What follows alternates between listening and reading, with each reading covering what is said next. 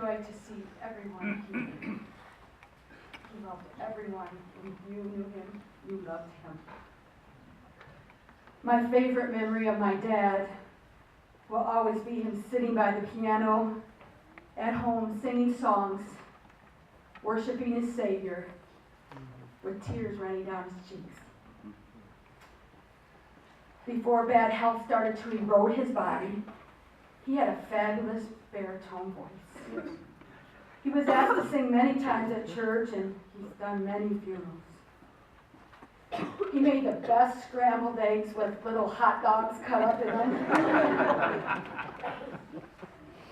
The best liver and onions, and I hated liver, but he made them. I don't know what it was. And the best super goulash.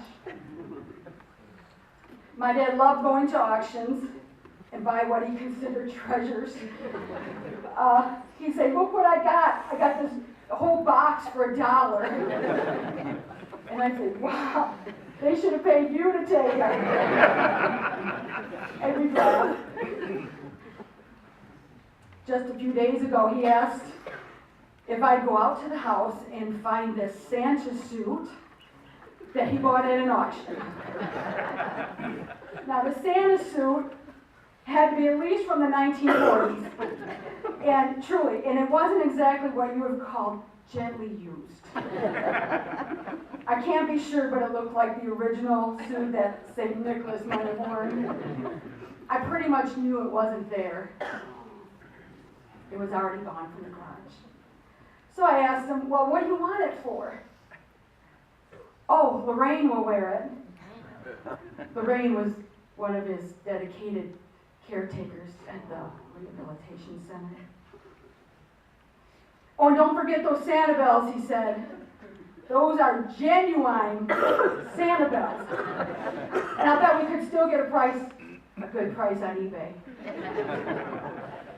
When we met with Mike Mattice, the funeral director, to make the final plans, we first asked him if there was a scratch and dent section. My dad would have wanted one of them first.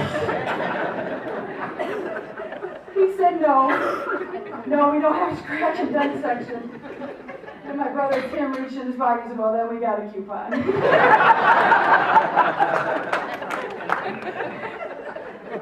My dad always knew everyone's name, from the CEO to the janitor.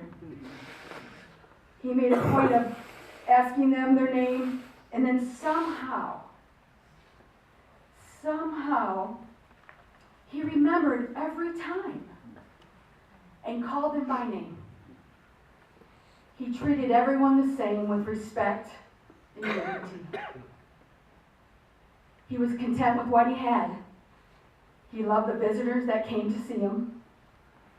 Some even stopped to play bingo. Kaylee and Sierra. He couldn't stop talking about what beautiful women you had become.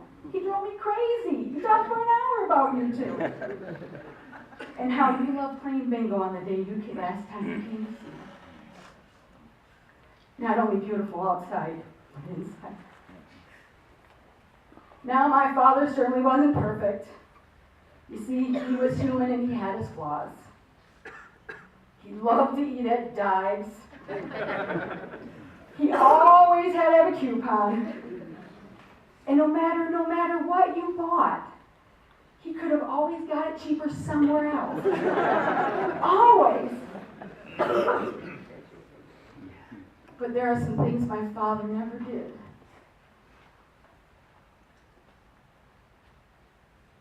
My father never abused us kids. My father never let my mother take us to church alone. And my father never wanted anything for himself. He gave to his family everything he had. He will be greatly missed by anyone who had the joy to cross paths with him. You see, our God called his name, called him by name, and he answered. I have a poem by Linda Ellis, The Dash. I read of a man who stood to speak at the funeral of a friend. He referred to the dates on the tombstone from beginning to the end. He noted that first came the date of birth and spoke the following date with tears. But he said what mattered most of all was the dash between those years. For that dash represents all the time that they spent alive on earth. And now only those who love them know what that little line is worth. For it matters not how much we own, the cars, the house, the cash. What matters most is how we live and love and how we spend our dash. So think about this long and hard. Are there things you'd like to change? For you never know how much time is left that can still be rearranged. If you could just slow down enough to consider what's true and what's real, and always try to understand the way other people feel, and be less quick to anger, and show appreciation more, and love the people in our lives like we never loved before. If we treat each other with respect and more often wear a smile, remembering that this special dash might only last a while.